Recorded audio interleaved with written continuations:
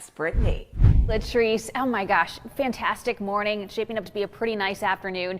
The dew point's out there. It's still pretty low for a lot of us, but the dew point I am seeing it's kind of risen across McMinn County and over Ray and over Bledsoe County. This is likely to account for all the cornfields that are out there, but it's still pretty comfortable for most of us. In fact, the dew points, they're doing us a decent favor as far as the heat index is concerned. There's really not a heat index out there. So our air temperature is the feels like.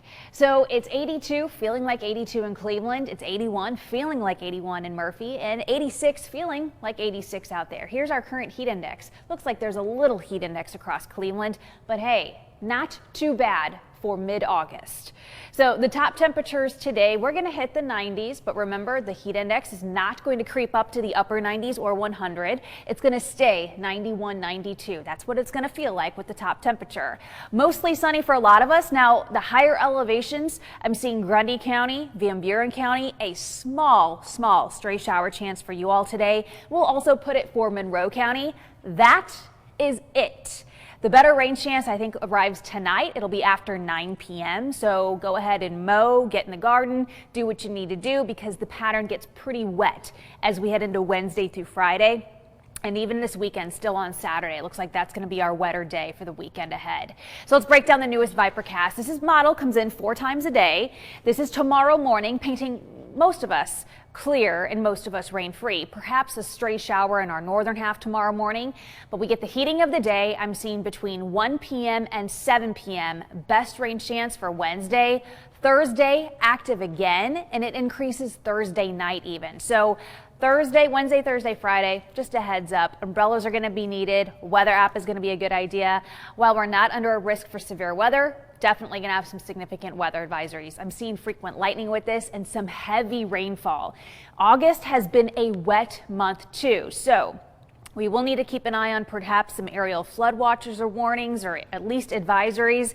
And with the heavy rainfall, take a look at this. This is our Vipercast showing from Wednesday through Friday, Chattanooga getting 2 to 2.5 inches of rainfall. All depends on where the stronger thunderstorms set up. So while I don't see us having a severe thunderstorm warning, perhaps several significant weather advisories for the heavy rainfall. So slow moving showers and storms, and especially when they terrain, like what we've seen over the last 2 weeks, where they occur over the same area over and over again, that's when we get issues. So the Vipercast is saying, hey, I think we're going to get 2 to 2.5 for Chattanooga, probably 1 to 2 inches across the Blue Ridge Mountains. But the GFS, not as great in detail, but the GFS is also indicating 1 to 2 inches of rainfall for a lot of folks. In fact, the GFS is also saying, hey, out of Dayton, we could see maybe 2 to 2.5 inches of rainfall.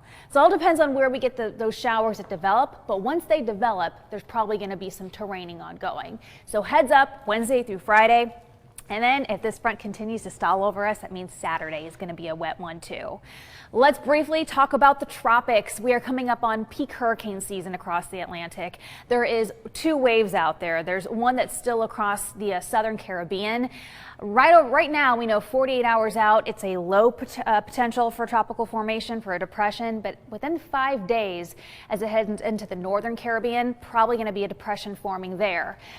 Way out in the Atlantic, there's another wave, but there's some better organization. In fact, data is showing in the next 48 hours, next 2 days, there's likely going to be a depression forming. So this system is much larger, and the forecast models do show this guy moving west at about 15 to 20 miles an hour, which means we'll need to keep an eye on it, perhaps for parts of the states Monday, Tuesday, and Wednesday of next week. That's preliminary, but that's something we're definitely going to be watching. All right, here is the 7-day forecast that turns wet by tomorrow, and it looks wet through Saturday. If you're making plans this weekend, plan on Sunday being your drier day.